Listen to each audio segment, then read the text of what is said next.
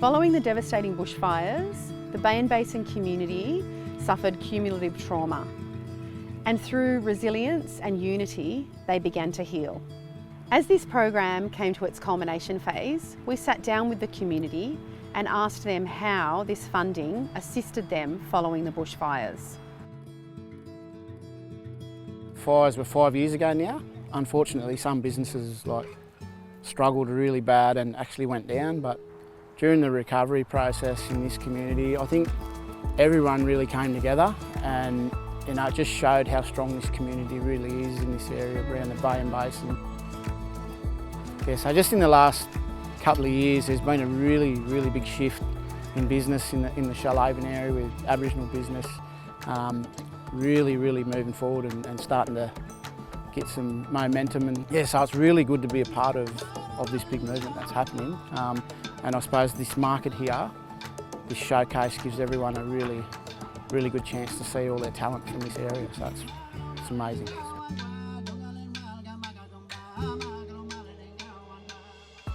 We were seeing a deterioration in our staff, we were seeing cracks emerging, and with the funding we were able to better identify what team members need, what they aspire to, how they were going in terms of their own well-being, and indeed, especially from the work design perspective, it's given us information to understand how we can adapt our work systems, our flexibility provisions to ensure that we are supporting our teams to thrive as they support our communities to thrive.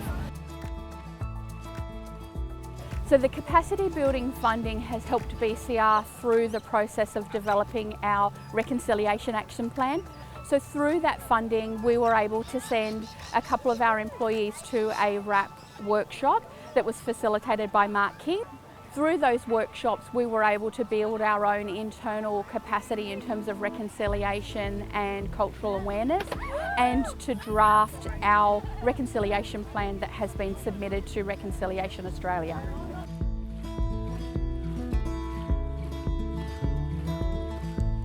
The Youth Voice project was based around the premise of asking, amplifying and acting. This project was around working with young people to find out what they wanted in the community and for us to support them through that process. The students who participated on the Youth Voice project were able to develop skills in public speaking, communication, teamwork, leadership skills and advocacy. The Youth Voice project of asking, amplifying and acting has now fed into other projects that we are doing in the community.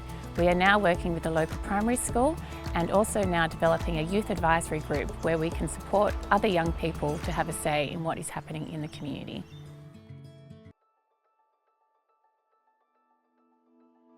So one project that we did was we upgraded our branding at Sanctuary Point Community Pride. Part of that was getting our website up and running. So we did a complete rebrand and that has been amazing. It has enabled people to find us. When someone's Googling community groups in the area, we pop up. We've invested in the time to make it look great. We've employed local people to create the website, to take the photos. So there's employment as well. It's also the individuals who find us who are lonely or wanting to join a community group but not knowing where to go. Our improved branding has actually attracted new people. And an example of that is we normally struggle to get volunteers for Spring into Sanctuary Point. This year I'm struggling to find positions for volunteers, and that is amazing. I would be the first to say that my capacity to create strategic plans and vision statements and have a real think about where we wanted to take this project to and from and how we were going to evaluate would not have been developed if we hadn't been part of this project. That actually gave us a bigger vision, looked at a different lens through what we were trying to do. We became a much more sustainable practice and developed these really lovely partnerships with other organisations that are working with us now. So I think that's incredibly important. The more that people are skilled, the more confidence they're going to have to go out and do another project without having to seek funding. Go, oh, I know what I need to do now. I know how to communicate, I know how to develop my skills in various areas, all of those things. So important, and I think it's really important that that model stays there to build and strengthen communities.